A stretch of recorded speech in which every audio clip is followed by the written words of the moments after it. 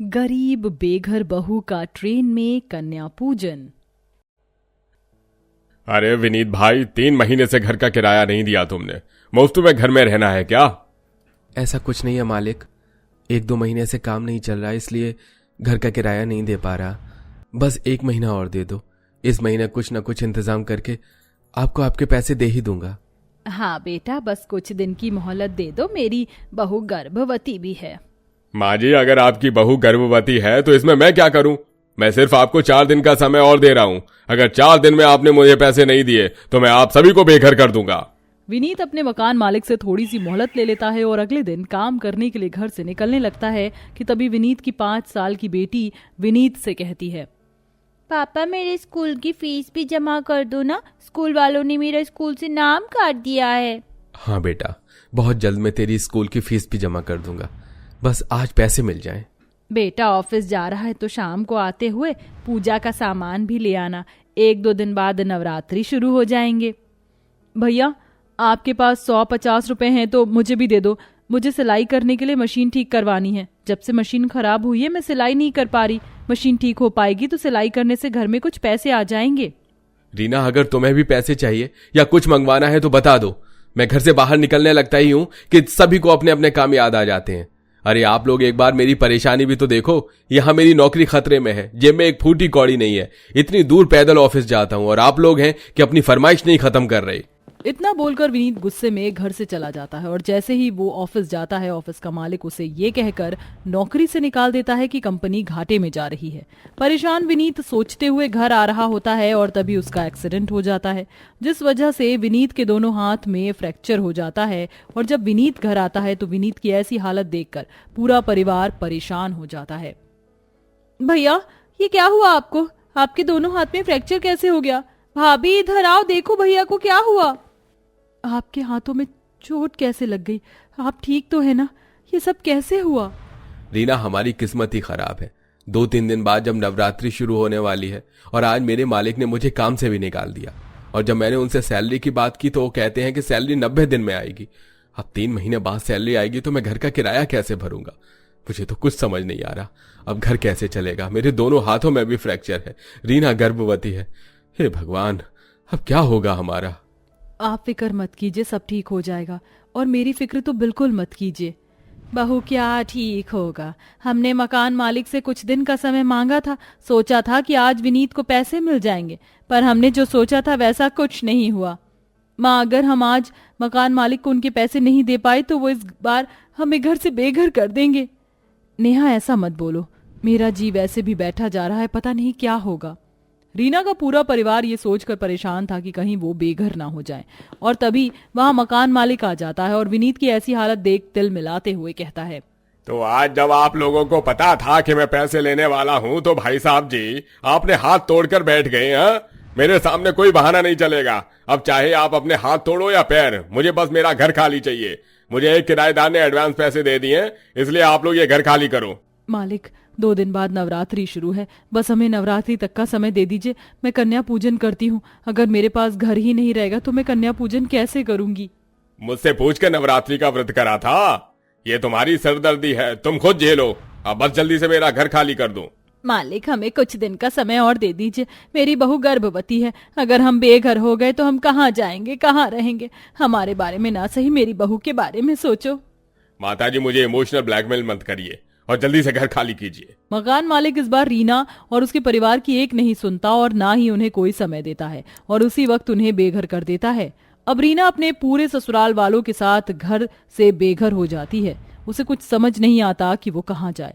माँ, हम कब तक रोड पर इसी तरह से खड़े रहेंगे? मुझे बहुत धूप लग रही है।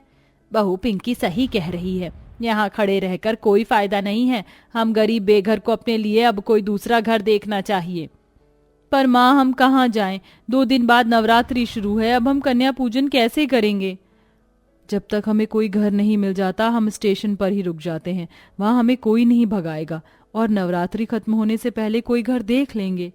अब रीना और उसका पूरा परिवार रेलवे स्टेशन की तरफ जाते हैं, पर रेलवे स्टेशन पर इतनी भीड़ होती है कि उनके लिए बैठने की कोई जगह भी नहीं होती। जिसके बाद वो सब स्टेशन से बाहर आते हैं और स्टेशन के थोड़े ही दूर उन्हें एक ट्रेन का खाली डब्बा नजर आता है, जिसे देख पिंकी उस ट्रेन के डब्बे के पास भाग कर जाती है। माँ मैं उस ट्रेन के डब्बे में बैठने जा रही हूँ, अब मैं भी ट्रेन में बैठ पाऊंगी, मैं तो ट्रेन में बहुत मजे करूंगी। पिंकी बेटा ऐसे मत भागो, तुम्हें चोट लग जाएगी। भाभी पिंकी नहीं मानने वाली, उसे जाने दीजिए और हम भी ट्रेन के पास जाते हैं, बाहर बहुत धूप है। पिंकी को पकड़ने के चक्कर में सभी उसके पीछे जाते हैं और वो देखते हैं कि वह ट्रेन का डब्बा अंदर से पूरा खाली है। उसकी सीट और वॉशरूम भी बिल्कुल सही है। ये देख आशा अपनी बहू से कहती है, बहू इस ट्रेन के डब्बे का वॉशरूम बिल्कुल सही है और सारी सीट भी बिल्कुल ठीक है। मैं सोच रही हूँ कि जब तक हमें कोई रूम किराए पर नहीं मिल जाता हमारा यहीं रुकना ठीक होगा। हाँ भाभी, ट्रेन का डब्बा इतना भी बुरा नहीं है रहने के लिए। बहुत से गरीब तो सीवर के पाइप में रहते हैं, हमारे पास तो फिर भी ट्रेन का डब्बा है। और मैंने सोच लिया है कि जब तक भैया का फ्रैक्चर ठीक नहीं हो जाता मैं कहीं कोई कॉल सेंटर में काम कर लूं। आप सब सही कह रहे हैं और हमने सारी जिम्मेदारी अकेले विनीत जी के कंधों पर डाल दी। हमें उनका साथ देना चाहिए। माँ जी आप यहीं रहकर पिंकी और विनीत जी का ख्याल रखना, मैं और नेहा कहीं नौकरी देख लेते हैं। वैसे भी 2 दिन बाद नवरात्रि शुरू है और मुझे अपनी कन्या पूजन करनी है। हे माता रानी, मेरे बेटे को ठीक कर दे और हमारी बिगड़ी बना दे। अगर तू हमारी सुन लेगी तो हम तेरे दरबार पर जरूर आएंगे। अब रीना अपने ससुराल वालों के साथ ट्रेन के डब्बे में रहती है और नेहा के साथ नौकरी की तलाश में जाती है। नेहा और रीना को एक कॉल सेंटर की जॉब मिलती है और दोनों नंद भाभी एक ही कंपनी में काम करते हैं और नेहा अपने मालिक से कुछ पैसे एडवांस ले लेती है, जिससे वो लोग नवरात्रि का सामान खरीद कर लाते हैं और अपने नवरात्रि के व्रत शुरू करते हैं। हे माता रानी, जैसे आज तूने हमारी मदद की है और हम कलश की स्थापना कर पाए, इसी तरह 9 दिन तक हमारा साथ देना। भाभी मैंने तो सोच लिया है इस नवरात्रि में पूरे नवरात्र के व्रत रखूंगी और नंगे पैर की यात्रा करूंगी। जब तक मेरे व्रत खत्म नहीं हो जाते मैं चप्पल नहीं पहनूंगी। इस तरह रीना और नेहा संकल्प लेती हैं और वह दोनों ऑफिस से घर नंगे पैर ही आती जाती हैं। देखते ही देखते 9 दिन बीत जाते हैं और कन्या पूजन का दिन आ जाता है। नेहा अपने मालिक से कुछ एडवांस पैसे लेकर नवरात्रि के व्रत को तो पूरा कर लिया और कन्या पूजन के लिए खाना बनाने का सामान भी ले आई। पर यहाँ पर तुम कन्या कहाँ से लाओगी और ट्रेन में कन्या पूजन कैसे करोगी? विनीत जी, जैसे अब तक माता रानी ने हमारा साथ दिया है, आज भी माता रानी ही हमारा साथ देंगी। हे माता रानी, अब तू ही कुछ कर सकती है। रीना मैं तो कहता हूँ कि तुम कन्या पूजन इस बार मत करो, क्योंकि तुम गर्भवती हो और यहाँ पर कन्या ढूंढना बहुत मुश्किल है। नहीं विनीत जी, मैं कन्या पूजन करके रहूंगी और कन्या भी ढूंढ कर लाऊंगी। हाँ पापा, मेरी तो यहाँ पर बहुत सारी सहेली भी बन गई। आपको नहीं पता, पर स्टेशन के पीछे वाली जगह पर बहुत सारे लोग झुग्गी झोपड़ी में रहते हैं। अगर मैं एक बार बोलूंगी ना कि मेरे घर में कन्या पूजन है तो मेरी सारी दोस्त आ जाएंगी। हाँ तो पिंकी बेटा, देरी किस बात की है? आज कन्या पूजन का दिन है, जाओ तुम जाकर अपनी सारी सहेलियों को बुला लो, खाना बस तैयार है। रीना के कहने पर पिंकी अपनी सारी सहेलियों को अपने ट्रेन घर में बुलाकर लाती है, जहाँ रीना सभी कन्या के पैर धोती है और उन्हें ट्रेन के डब्बे में चढ़ाती है। बेटा तुम 3 लड़कियां इस सीट पर बैठ जाओ और बाकी की 3 लड़कियां सामने वाली सीट पर। हमारे पास घर नहीं, इसलिए तुम्हें ट्रेन की सीटों पर ही बैठना होगा। माँ खाना तैयार हो गया है, भाभी को बोलो कन्या को खाना परोस दे। इस तरह आशा रीना और नेहा के साथ मिलकर कन्या पूजन करती है और इस तरह एक गरीब बेघर बहू अपने परिवार के साथ मिलकर ट्रेन में कन्या पूजन करती है और अपने नवरात्रि के व्रत को सफल करती है।